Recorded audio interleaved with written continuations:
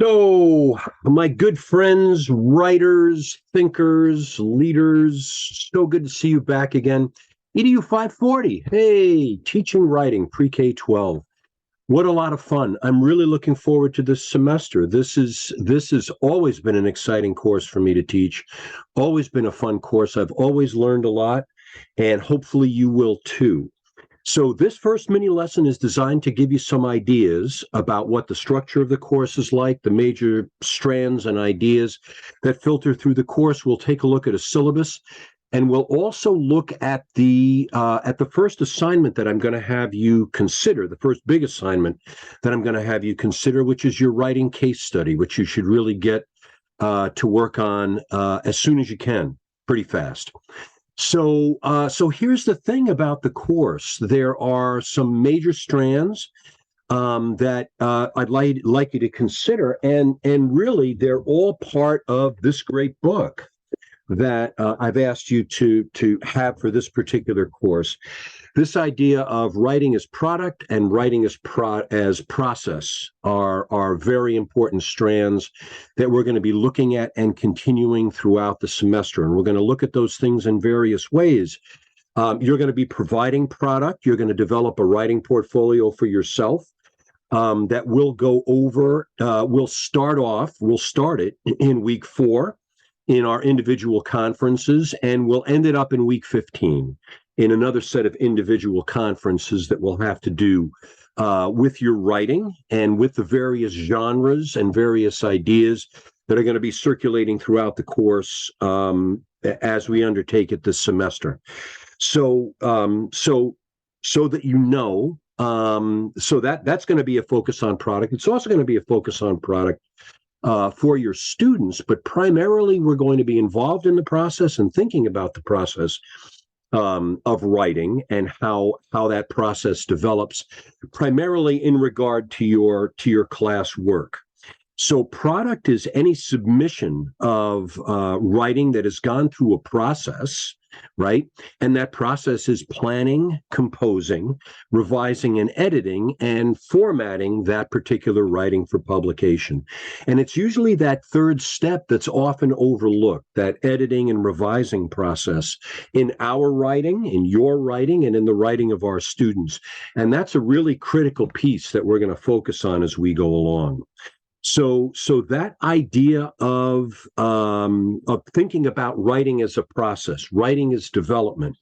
So it's not just the writing, but it's good writing that we're focused on. And really that's what the focus on process in this particular class is going to allow us to elevate. So that book by Gail Tompkins is something that's going to be a standard for us.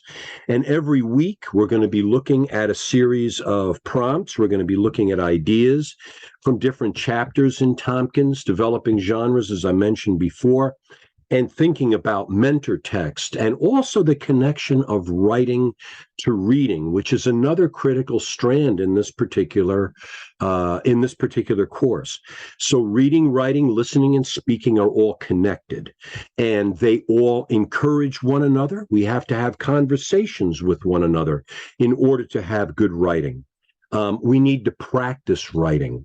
So one of the things that Tompkins talks about and really emphasizes throughout, obviously, I guess, is that writing can be taught and that writing process can be taught. And that by understanding different genres, by understanding the process of going through those various stages in writing, that writing can become better, that we can become more confident about our writing, and that our students can have a better purchase on writing. So writing can be taught, and writing must be practiced in order for it to become good writing.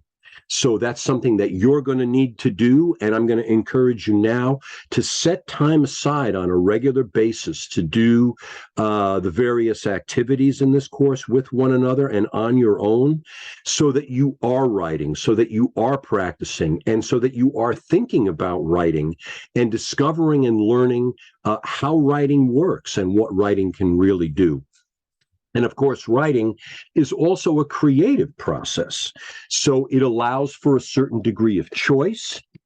Every word, for example, is a new word. Every sentence is a new creation. So practicing those skills and in encouraging that kind of creation can really offer choices to our students. And I think a writing course like this is where the idea of choice for us and for our students is really highlighted and really takes hold. And we can practice choice in so many different ways when it comes to writing for our students. So the other perspective, aside from that writing can be taught, that it's product and process, the other perspective that's part of this course is that writing is also able to communicate. It's able to communicate the richness and meaning of human experience. And from that perspective, it has sort of a deep connection for me. As I wrote on my sort of autobiography on the 540 Moodle page, writing has always been important, and I think the fact that it reflects human experience, and it's really almost kind of a search for meaning and an understanding of meaning in life. It can be vivid and very engaging, and of course, that's where this particular book, Rascal, comes in. That I'm also having you read and work with during the course. So next week, we're going to focus on sentences as purveyors of meaning and as sort of the basic unit of understanding in writing. And I'd like for you to have as much of Rascal read as you possibly can by then. But when we get into weeks down the road, week 5, for example, I think is our first week, where I'm having you look at a specific chapter in Rascal and think about some of the genre questions that I'll pose for you in your wiki groups. That you're thinking about writing as capturing and making lucid, making clear, making vivid what life is like for people. And that kind of exchange and communication is really critical to us as human beings, because we live by narrative. We live by our language. And so the poetry that we'll be doing and the poetry lessons that we'll be doing are also kind of part of that particular package in this course. But we'll be talking about that particular assignment in the weeks to come, maybe even next week. So right now, what I want to do quickly is just sort of walk through the syllabus with you and give you kind of some ideas of what you'll be responsible for during the course of the semester.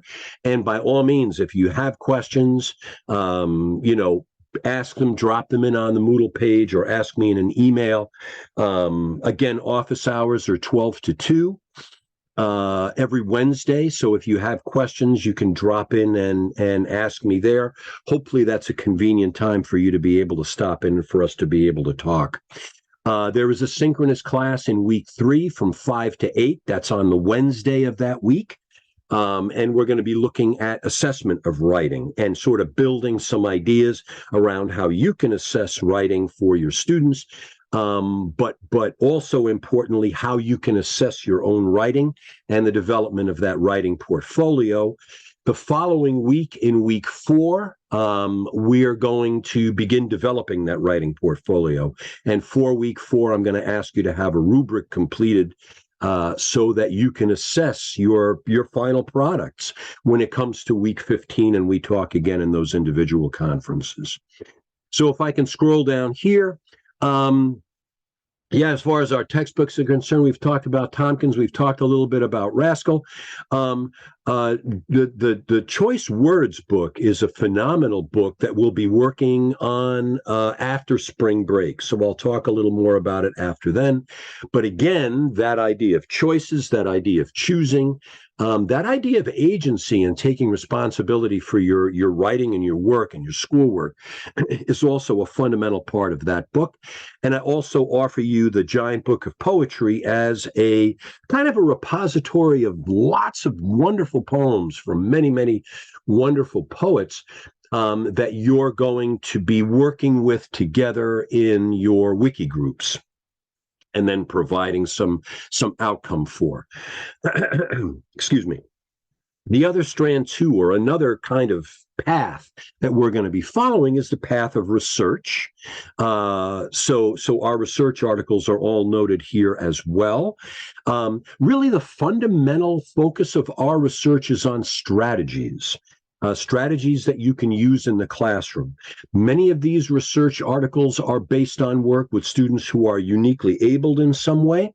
And as a result, they're really valuable because they are kind of nuts and bolts, step-by-step ideas about how we can teach writing in classrooms and how we can encourage our students to write. So, looking at some of those articles, looking at some of that research, and even though it is focused primarily on individuals who are uniquely abled, there is a generalizability to all the various strategies and all the various methods that we're going to be talking about specifically in these research articles and also in Tompkins. So if I can just keep scrolling down, if I may, attendance and participation are going to be critical. And we're going to be forming workshop groups. These workshop groups are going to form for us for the first time, I think week 2, if I remember correctly. There won't be any assignments coming out of these workshop groups until week 4, and you do your first poetry lesson. So you have some time to catch up with the rhythm of the course, kind of get some of the idea of what the course is going to be like and what some of the topics are going to be like before we dive into providing work for grades and providing kind of looking after those particular expectations. So you'll have a few weeks to kind of get into the rhythm and routine of the course, hopefully.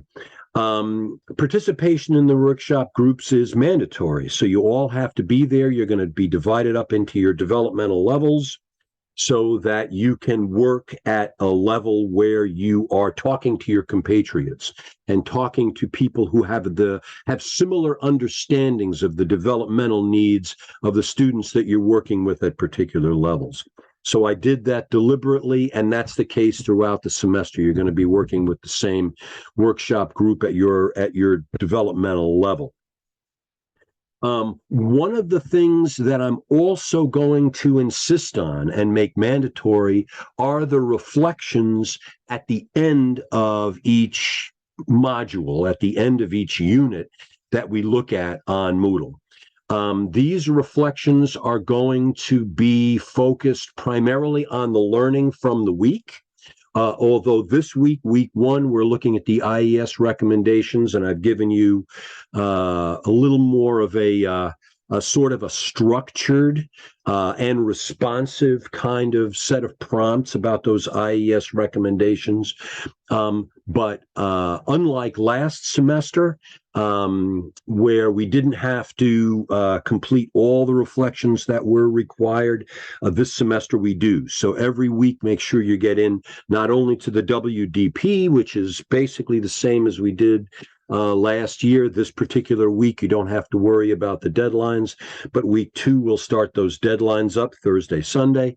And then in addition, the reflections are also discussion boards that I'm going to have you talk with one another in order to kind of keep developing your ideas and drawing meaning from the course.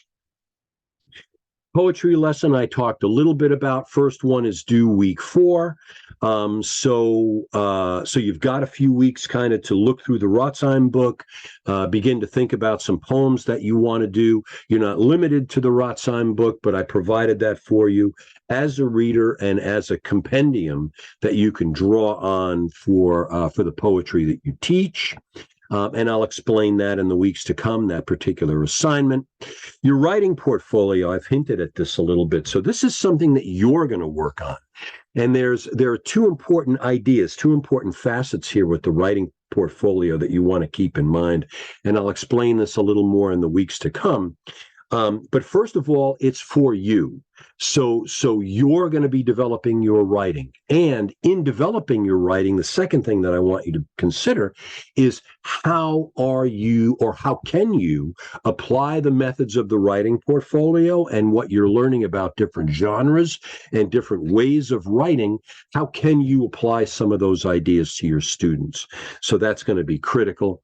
And the book choice words is also part of that writing portfolio. So you'll be completing the book, completing some exercises with the book, and then completing some reflections on the book that you'll include in your portfolio. And we'll have these regular conferences, week 4 and week 15. Individual conferences, half an hour long. There'll be a set of signups coming up. And we'll be talking with one another about what you want to put in, how you want to assess your writing, and what your outcomes are like. Down the road after spring break, I'm going to have you do a project on writing across the curriculum. This is going to be pretty self-explanatory, but you're essentially going to teach a workshop lesson for how writing can connect different content areas, and writing can be used in different content areas. This writing case study, so let me just drop down here for a minute more.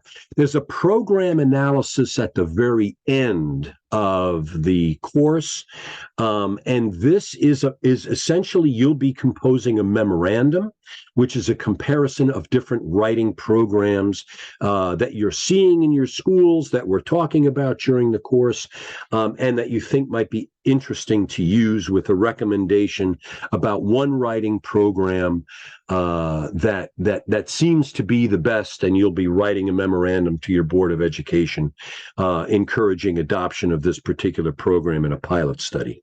So that'll be the memorandum, and that'll be at the very end of the course. We'll have ample time to talk about that. But quickly here, what I want to go over and what I promised to go over in the syllabus is the writing case study. You need to find a child. You need to find a student. Could be somebody you're working with currently in one of your classes. Could be a cousin. Could be a sister or a brother. Any developmental age is fine. You may want to focus on a student who is at your developmental age, but there's also a lot of benefit, as we'll see, in looking at different developmental ages. Having adolescent students, for example, look at early childhood development in terms of writing. The various themes that go along with writing, all the various strands, process, product, writing across the curriculum, et cetera, those are all going to be part and parcel of everything that we do across the board, but you can certainly experiment and see how different grade levels and different developmental levels, what they're like for teaching writing. So you need to find a student. You need to find someone with whom you can work. And you need to have a minimum of 3 sessions with that particular student. Doesn't matter how long they are. And you're going to be focused on the student's writing. So you're looking at student strengths. You're looking at areas that they might need improvement on. You're getting them in a coaching conversation to talk about their writing, to talk about what they like about their writing, what they like about writing generally, what they think they need, what they do best, so that you can then develop a program of instruction for that student. Look at and include anonymized, artifacts that are made anonymous, student artifacts as part of your presentation. So not only are you going to talk to the student, but you're going to look at or ask them to do some writing, so that you're going to see exactly what their profile is like, what their writing profile is like, and what they can and can't do. You're going to analyze those student artifacts, and then you're going to teach the student based on what you understood from the student, what those artifacts tell you about student writing, and what students want to do and achieve, and what you think they need to do to better write. And again, it could be at any developmental level. It could be in the early childhood, focused on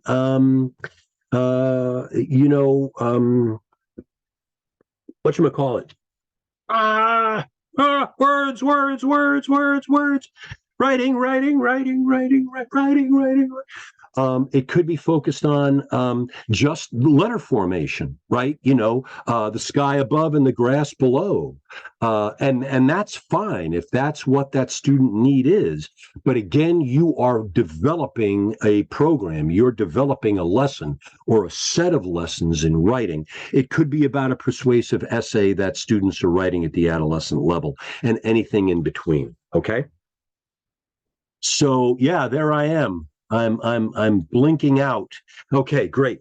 Yeah, that happens from time to time now. Isn't this weird?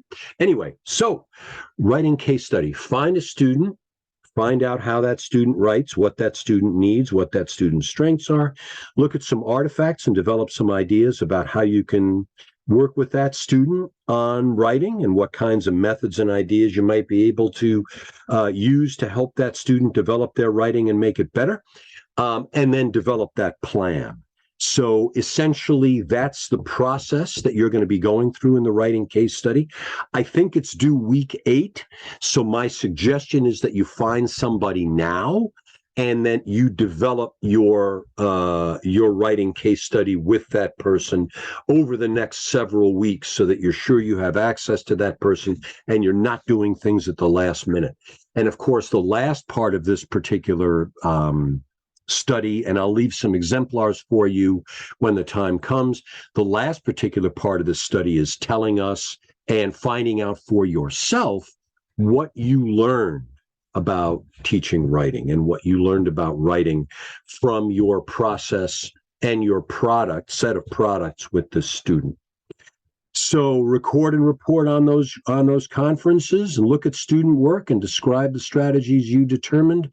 And finally, what you learned is an important part of that writing case study, and that should be offered in week 8 as a voiced PowerPoint. Okay. Weekly discussion posts we've seen before. A couple of points off if it's late, couple of points off if it's not following kind of the deadline details. Make them good quality posts. Respond to one another well. Think about things. Give yourself the time to be able to engage in this course and really fully develop your own writing and your own ability to teach writing. And then finally, we have our calendar at the end of the syllabus. So I'm going to leave you with those ideas and with those thoughts. Again, if you have questions, let me know. Again, I'm super excited. I hope you're excited also. It's going to be a lot of fun to work together. And please, by all means, ask questions, participate, be part of the fabric of the course, just as you were during 537, which was just phenomenal course for me to be able to learn from. So I really appreciate it. Let's see if I have anything else. I think that's it. So I'm going to say goodbye. Take care. And by all means, have good days, learn well, and study hard.